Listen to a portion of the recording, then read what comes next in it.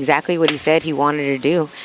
There's a boxer right now who has thrown more punches in a single fight than almost any man in the history of the sport. Over 1,000 punches in one fight. Emphasis, one fight. He grew up in a tiny shoemaker's town in Mexico where nobody had ever become a world champion. Not one person, ever. And yet, every single top lightweight in the world right now is quietly hoping they don't have to face him next. They call him El Camarón, the shrimp. It sounds harmless, doesn't it? Almost cute, but ask Tevin Farmer what it's like to stand across the ring from him for 12 rounds. There is nothing harmless about William Zepeda.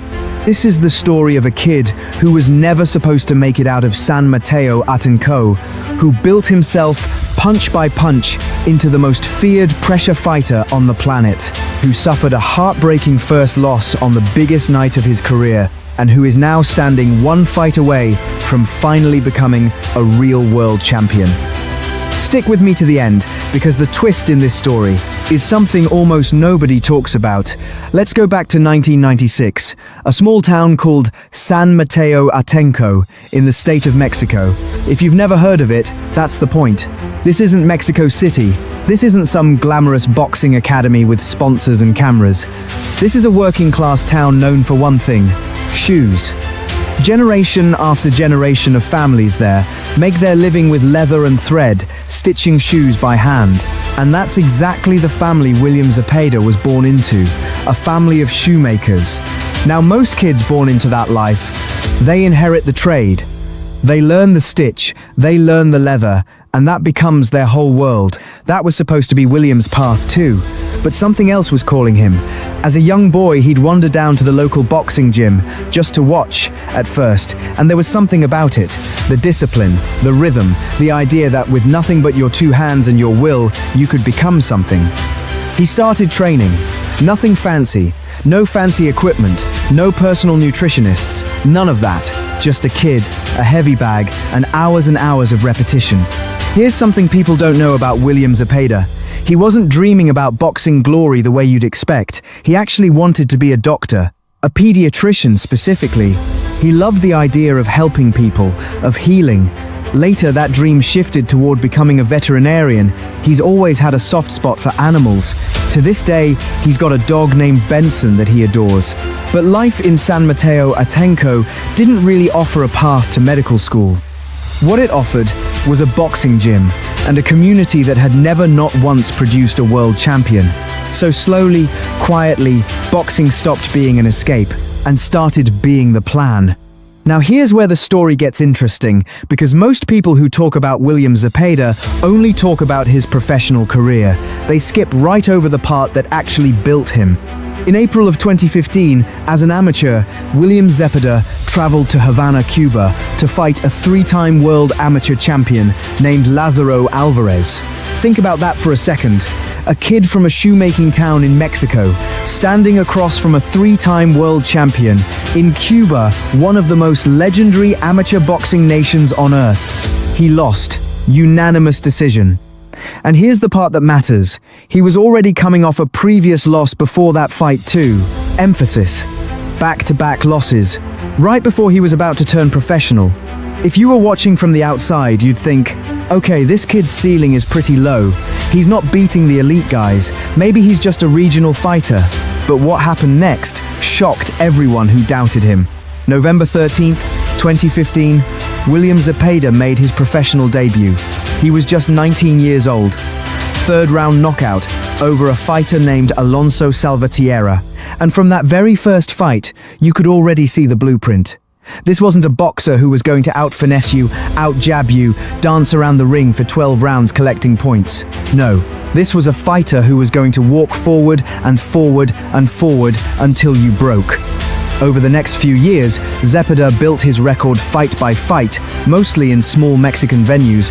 Nobody outside the sport was watching. Metepec, Culiacan, Ciudad Acuña. Small towns, small purses, but every single fight, he was sharpening the exact same weapon, suffocating, relentless pressure. In October 2017, he won the vacant WBF Mexican lightweight title against Juan Pablo Bourbon.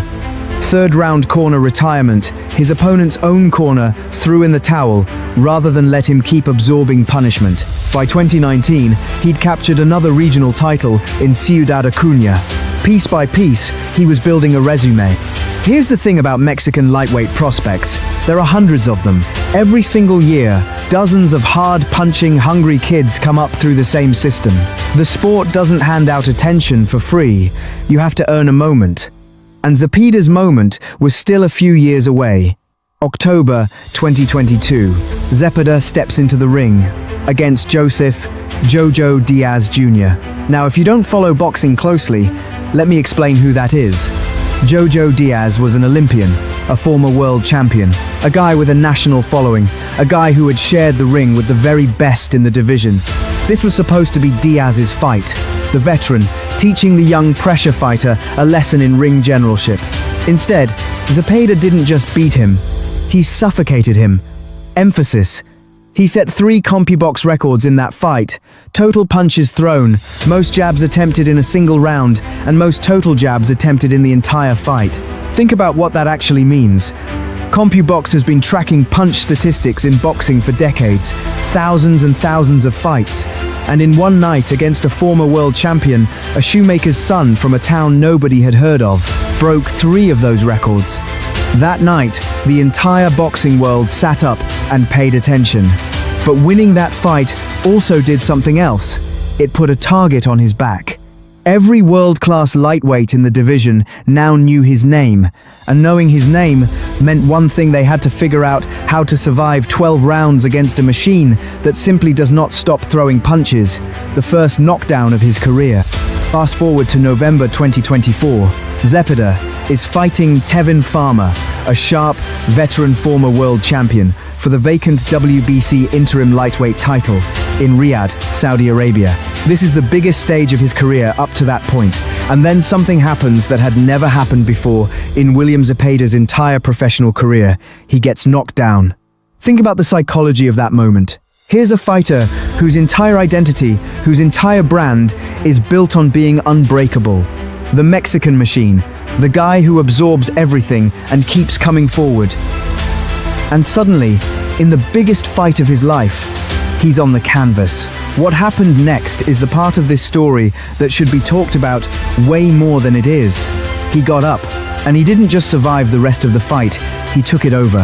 He turned the pressure back on Farmer, round after round, and by the time the final bell rang, he'd done enough to win by split decision.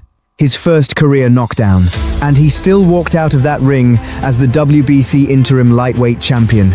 4 months later, in March 2025, he ran it back with Farmer in Cancun, Mexico, his home country, and this time, there was no knockdown, no drama, just another 12-round war, and Zepeda retaining his title, cementing that the first fight was no fluke. At this point, William Zepeda is 33-0, undefeated, interim champion. And the boxing world is asking one question: when does he get his shot at the real title? The night everything changed, July 2025, William Zepeda finally gets what he's worked his entire life for: a full world title fight against Shakur Stevenson, one of the most gifted boxers on the planet. Not just talented, a generational technician, a fighter whose entire style is built to make pressure fighters look foolish. This was the fight, the one that could take a shoemaker's son from San Mateo Atenco and turn him into a genuine, undisputed level world champion. And I'm not going to sugarcoat this part for you, because the truth matters more than a happy ending. He lost. His first career defeat, on the biggest night of his life, against arguably the most skilled fighter in his entire weight class. Now, here's what I want you to sit with for a second. Imagine building an entire career since you were a teenager.